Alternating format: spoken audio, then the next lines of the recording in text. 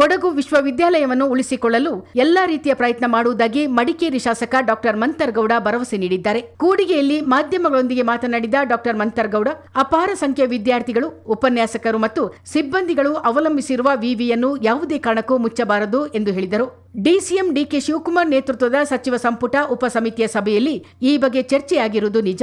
ಹಿಂದಿನ ಸರ್ಕಾರವು ತರಾತುರಿಯಿಂದ ಆರಂಭಿಸಿದ ವಿವಿಗಳಿಗೆ ಯಾವುದೇ ಮೂಲಭೂತ ಸೌಲಭ್ಯಗಳನ್ನು ನೀಡುತ್ತಿಲ್ಲ. ಹೀಗಾಗಿ ಅವುಗಳನ್ನು ಮುಂದುವರಿಸುವುದೋ ಬೇಡವೋ ಎಂಬ ಬಗ್ಗೆ ಚರ್ಚೆಯಾಗಿದೆ. ವಿವಿಗಳ ಆಡಳಿತಕ್ಕೆ ಹಣಕಾಸಿನ ಸಮಸ್ಯೆ ಎದುರಾಗಿದೆ. ಆದರೆ ಕೊಡಗಿನ ಮಟ್ಟಿಗೆ ಕೊಡಗು ವಿವಿಯನ್ನು ಉಳಿಸಿಕೊಳ್ಳಲೇಬೇಕಿದೆ. ಈ ಬಗ್ಗೆ ಸರ್ಕಾರದ ಮೇಲೆ ಒತ್ತಡ ತಂದು ಕಾನೂನು ಪ್ರಕಾರ ಹಣಕಾಸಿನ ವ್ಯವಸ್ಥೆ ಬಗ್ಗೆ ಚಿಂತಿಸಿ ಉಳಿಸಿಕೊಳ್ಳಲು ಪ್ರಾಮಾಣಿಕ ಪ್ರಯತ್ನ ಮಾಡುತ್ತೇನೆ ಎಂದು ಡಾಕ್ಟರ್ ಮಂತರ್ಗೌಡ ಹೇಳಿದರು.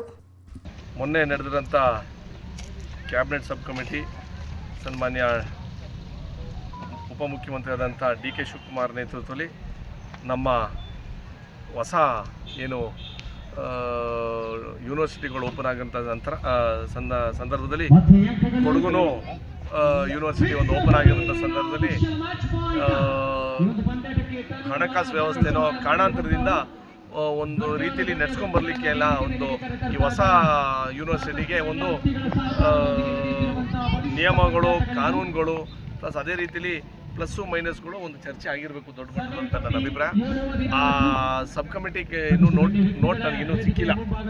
ಸಚಿವರಿಗೆ ನಾವು ಸಬ್ ಕಮಿಟಿಯವ್ರಿಗೆ ನಾವೆಲ್ಲನೂ ಒಂದೊಂದ್ಸಲಿ ಒತ್ತಡ ಮಾಡ್ತೀವಿ. ಏನು ಅಂತಂದರೆ ಹಲವಾರು ಜನ ಯುವಕರು, ಸ್ಟೂಡೆಂಟ್ಗಳಾಗಿರ್ಬೋದು, ಕೆಲಸ ಮಾಡೋಂಥ ಸಿಬ್ಬಂದಿಗಳಿರ್ಬೋದು, ಸ್ಟಾಫ್ ಟೀಚರ್ಸ್ ಆಗಿರ್ಬೋದು, ಪ್ಲಸ್ ಬೇರೆ ಬೇರೆ ಏನೇನು ಆ ಕಾಲೇಜಲ್ಲಿ ಆ ಸಂಸ್ಥೆಗೆ ನೇಮಕ ಮಾಡಿರೋಂಥವ್ರಿಗೆ ಹಲವಾರು ಜನ ಅದ್ರ ಮೇಲೆ ಅನ್ನ ತಿಂದಿರೋಂಥ ಕೆಲಸ ಮಾಡ್ಕೊಂಡು ಬರ್ತಾ ಇರೋದಕ್ಕೋಸ್ಕರ ನಾವು ಅವ್ರಿಗೆ ಒಂದು ರೀತಿಯಲ್ಲಿ ಅದನ್ನ ಕಾಪಾಡಬೇಕು ಅಂತ ನಾವು ಕೇಳ್ಕೊತೀವಿ.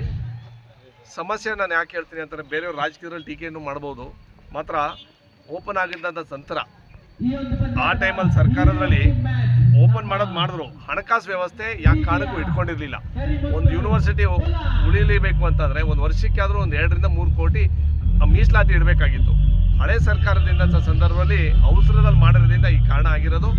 ಅದಕ್ಕೋಸ್ಕರ ಆಮೇಲೆ ನಮ್ಮ ಕೊಡಗು ಜಿಲ್ಲೆಯಲ್ಲೇ ಅಫಿಲಿಯೇಟೆಡ್ ಕಾಲೇಜಸ್ ಬರೋದೇ 10 ರಿಂದ 15, 20 ಬರ್ಬೋದು ಹೈಯೆಸ್ಟು. ಆ ವಿಚಾರದಲ್ಲಿ ಸ್ವಲ್ಪ ಹಣಕಾಸು ವ್ಯವಸ್ಥೆಯಲ್ಲಿ ಪೇಮೆಂಟ್ ಮಾಡಲಿಕ್ಕೆ ಕಷ್ಟ ಆಯ್ತಿತ್ತು. ನೀವು ಹೇಳ್ದಂಗೆ ಮಾತ್ರ ಎಷ್ಟೋ ಸಲ ಈಗ ಸೆಕೆಂಡ್ ಇಯರು, ಫಸ್ಟ್ ಇಯರ್ ಮಾಡೋಂಥ ಮಕ್ಕಳು ಕೊಡಗು ಯೂನಿವರ್ಸಿಟಿ ಬಂತು, ಥರ್ಡ್ ಇಯರ್ ಮಕ್ಕಳು ಮಂಗಳೂರು ಯೂನಿವರ್ಸಿಟಿ ಬಂತು. ಆ ಓವರ್ಲ್ಯಾಪ್ ಆಗಿರೋದ್ರಿಂದ ಹಲವಾರು ಜನಕ್ಕೆ ತುಂಬ ಜನ ಮಂಗಳೂರು ಯೂನಿವರ್ಸಿಟಿಗೆ ಬೇಕು ಅಂತಲೇ ಟೀಚರ್ಸ್ ಎಲ್ಲ ಹೇಳ್ಕೊಂಡ್ರು. ಮಾತ್ರ ನೀವು ಹೇಳ್ದಂಗೆ ಕೊಡಗು ಹೆಸರಲ್ಲಿ ಒಂದು ಯೂನಿವರ್ಸಿಟಿ ಓಪನ್ ಆಗಿರೋದ್ರಿಂದ ನಮಗೆ ಸಂತೋಷ ವಿಚಾರ.